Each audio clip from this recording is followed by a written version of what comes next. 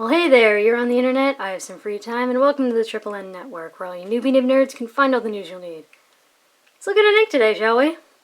Now, today's ink is by the brand K.W.Z of Poland. A couple weeks ago, posted a video of me getting a giant bag of samples. K.W.Z is actually really well known for their numerous Iron-Gall inks. If you would like to learn a little bit more about Iron-Gall, I highly suggest you find my video for the review of K.W.Z's Iron-Gall Gold. I'll try and remember to put a link in the description down below. That will have more educational stuff about Iron-Gall and how it works and what it does. So today is mostly going to be about the ink. It's mostly going to be assuming you know a little about Iron-Gall. So if anything I'm saying here is a little confusing, look for the Iron-Gall Gold review. Just to save time, otherwise this video will also be about 30 minutes long. Yeah, so I got it in a sample. These are these 2 milliliter little vials. This is Iron-Gall Orange. Decided to be a little thematic because I could. So these are the 2 pens I used. This is my Knox Galileo in broad. And actually I had some flow issues with this pen. For some reason, it was having some serious trouble getting through this pen. I had to prime the feed just about every time I put it down. I don't think that it's specific to whatever Knox's feeds are made out of, because I've used Knox pens for just about all the Iron-Gall inks I tested, so I don't know, maybe it was just something wrong with this pen on this day, but after doing the test I opened it up, cleaned the crap out of it, so hopefully that won't happen again. But I also used this. This is a Pilot Metropolitan. It's one of the new ones. I got it in fine because for a while all of my fine nib pens were having terrible things happen to them and they all stopped working or they broke or I don't know. The thing is, this is a Japanese fine, and Japanese nibs tend to run about a size smaller than most of the Western counterparts. And holy God, I am not used to writing with a pen this fine. It was like trying to write with a razor blade. I scratched through the paper in a couple places. But yeah, so this will give you a serious contrast. A German broad and a Japanese fine. But yeah, the flow on this was perfect. I'd never seen anything like it. So I filled the cartridge, or part of it, and I had the nib up like this, and I put the ink in, and you know, the ink was still at the bottom. And as I turned it upside down to screw the barrel back on, I could see the light through the tines disappear, because just from turning it upside down to screw the barrel on, the ink went all the way through the feed and all the way to the end of the nib. I don't think I've ever seen another pen or ink or whatever do that. So that was super impressive. No flow problems here. Okay, now this is an Iron-Gall ink. Iron-Gall inks are known for and actually kind of designed to be water resistant. And so I wanted to see what else it could hold up against. Now, as you can see, there's this gray at the bottom that definitely remains, and you can still sort of see the shading in that gray, you see there? And then the orange really washed away. Now the bleach, I said it in the other video, bleach is an oxidizer, and iron plus oxygen equals rust. So if anything, it really solidified that gray in there, but the bleach did weird stuff to that orange, so it turned almost pink. That was interesting. Ammonia, also an oxidizer, but here instead of turning it pink, it just really moved the orange around, and that gray, as you can tell, stayed exactly where it was.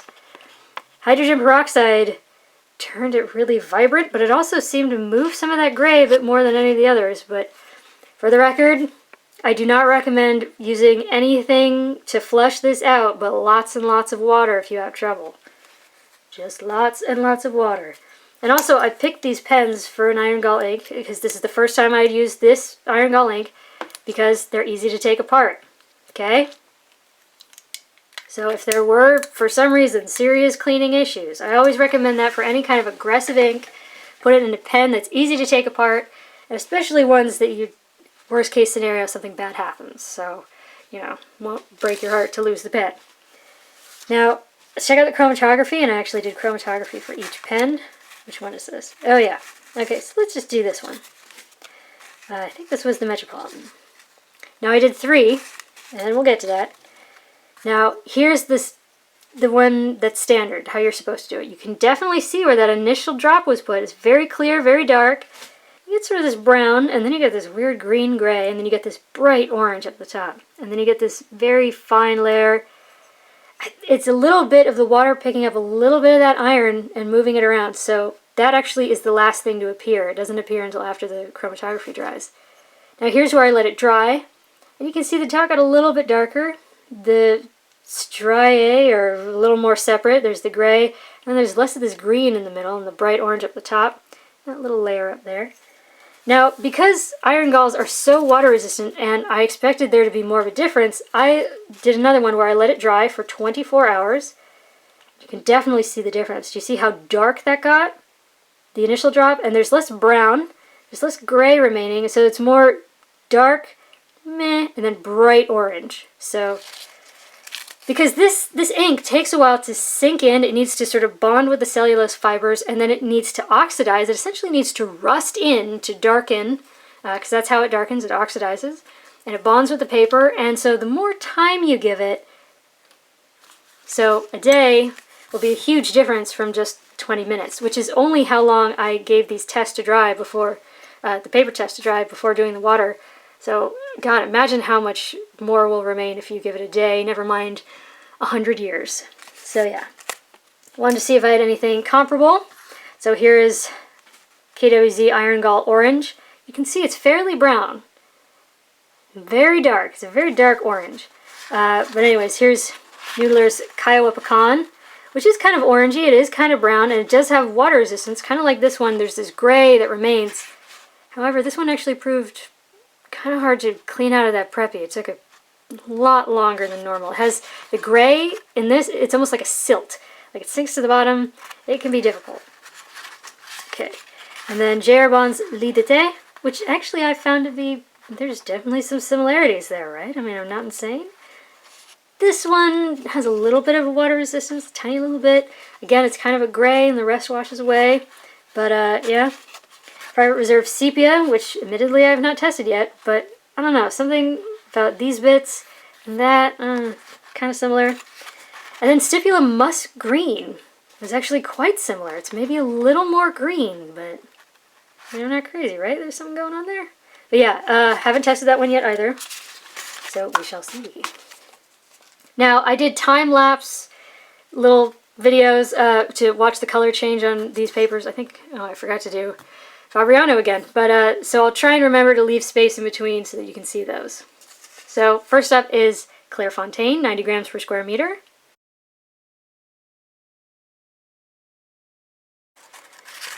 Now originally I tested this Sayez, and actually it did just fine, so I don't know, but lately I've been testing this other notebook paper, and since it's a little more concise, I guess I'll go to that.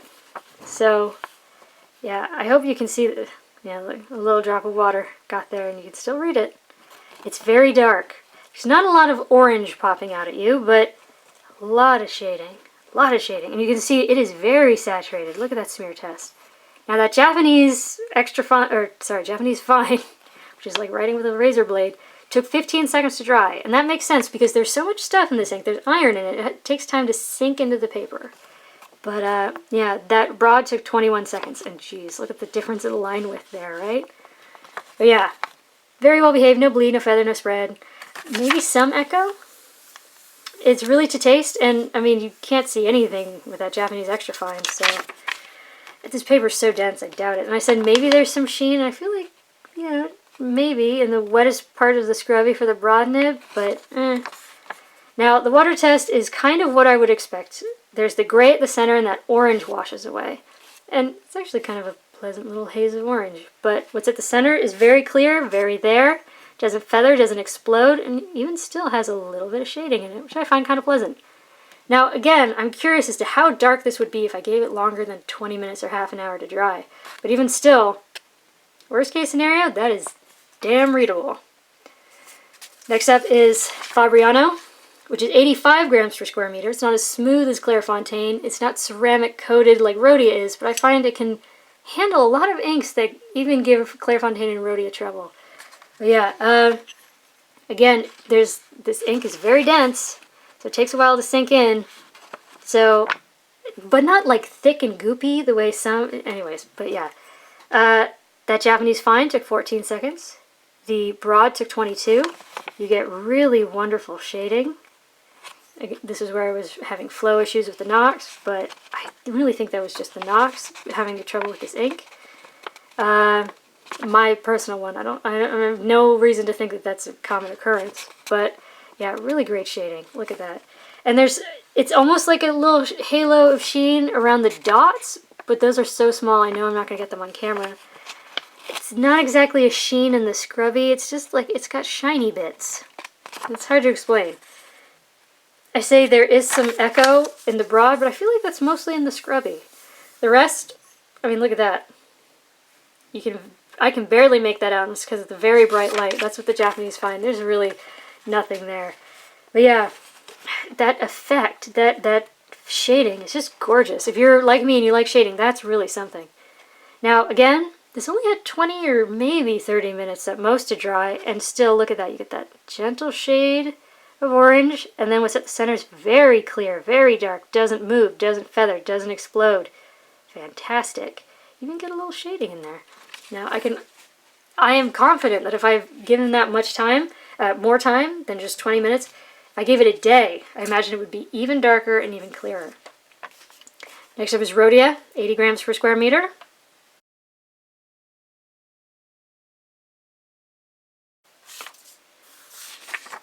Remembering to give time to put the time-lapsey thing in. Yep, so the Japanese fine, 13 seconds to dry. The broad, 23, but you can see just how saturated that is, and look at that shading. If you like shading, this is gorgeous shading. It is more of a golden brown than an orange, especially where it's laid on a bit wetter, but you definitely get orange from it, because gold is kind of an orangey color. But anyways, great shading, very well behaved. No bleed, no feather, no spread, no sheen. I'm not even sure that there's echo, but again, that could be because I love quadrilateral paper. Maybe there, but if we turn that over, we'll see that's where I was laying it on pretty thick to try and see if I could get some sheen, which I don't think I can, honestly. I don't think any of that, yeah, meh, but very well behaved. And again, water test. You get that orange haze, and then what's at the center is very clear, very dark, and again, I only gave this maybe 20 minutes. And look at how clear that Japanese fine is. And that is so, look, that line is actually thinner than the purple lines of the quadrilateral paper. And you can definitely read that. Dang impressive. Next up is Tomoe River. Which is known for drawing out dry times and shading and sheen. And since it's so darn thin, it does tend to have some echo problems. And here we do have a little bit of an echo issue. So if you're sensitive to it, be careful, because this is a fairly dark ink, and the way this ink works, it kind of has to seep into the paper to really make it, work the way an Iron-Gall is supposed to. I mean, obviously the broad is much worse than that Japanese fine, because that Japanese fine is just so fine writing. But yeah, wonderful shading. Wonderful shading on here. I hope that'll come through. It's such a gradual soft shading. It's not severe the way we see sometimes. Now, this paper does draw out dry times, and it did a tiny bit. Went up like a whole 2 seconds in that Japanese fine, so it's 17 seconds. And that broad went up to 29. Usually I stop counting at 30, so I'm kind of glad, but also I hope this shows, there we go. Where it's laid on really thick, you get something shiny. And it doesn't even really have a color. It almost just looks the same color as the ink, but light reflective, so that was fascinating. But yeah, no bleed, no feather, no spread, the shine. There's definitely an echo issue, but that's always to taste. And again, this paper loves to let ink slide away when you add more water. And it kind of did. You get that very gentle haze, but look at what's at the center. It's so there, it's so dark, and this definitely got maybe 20 minutes. So the fact that that Japanese fine is so clear, that's impressive. For such a fine line. Next up is 20-pound copier paper. But actually for the next 3 tests, I only used the Japanese fine, except to write the name. So, oops. Yeah, we do retain a little bit of shading, but not a lot. So you end up kind of in a medium between like how light it can be and how dark it can be. So it doesn't get as dark, it doesn't stay as light.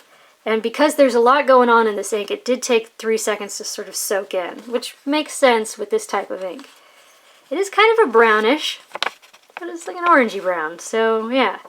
Now there is some spread. If you look at this line width, this is what I mean by writing with a razor blade, versus here, this is more kind of what I expect from a fine or extra fine from Europe, so never mind that. But yeah, we do get some spread.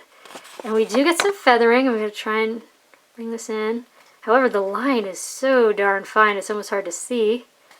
But yeah. Now, that's impressive. We don't really get any bleed. Most of what you're seeing right now is because of that really bright light. But yeah, Echo, the scrubby, that was me. That was me laying it on thick, trying to see if I could get some shading. And we kind of do, but yeah, also I started to scratch through the paper. This is where we're going to see me scratching through some paper. So yeah, that is a darn impressive water test. You can see the orange even not wanting to let go. So you do get this sort of hazy, almost like, I don't know, it almost looks like little lines of fire. But yeah, it's very clear, very dark at the center, didn't feather, didn't explode. Very readable. And what's funny is the only stuff that came through the back is that orange, which is kind of amusing. Next up is Mead Notebook Paper, which is very common in the United States, especially for students. It's thinner than 20-pound copier paper. Very inexpensive. They gave it to us for our lab books, like in chemistry in high school. This would have been a good ink to use with that because my chemistry lab notebook got covered in all kinds of stuff. And I could have used a waterproof ink, to tell you the truth. But yeah, took 2.5 seconds to dry, which makes sense, even though this is an absorbent paper. Because it took time for it to sink in because of all that stuff in it. You do retain some shading. However, this is definitely where I scratched through the page. So that is human error. I am not used to writing with razor blades. Oh my god, so thin.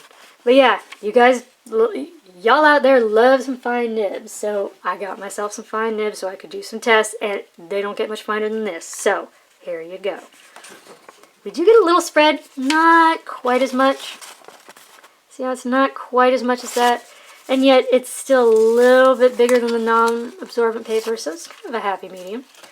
Yeah, we do get some feathering, but lately, it's really just the past 3 weeks maybe that this paper has been feathering. And even still, it's like you see the top of the N. It's not everywhere, it's just the occasional little thing. It's not distracting. But again, that could be just because this is so darn fine, but yeah, quite well behaved. Except for where I was scratching through the paper. Very nice. This really would have been a great pairing. Like this pen, this ink, this type of paper in high school. That would have been perfect.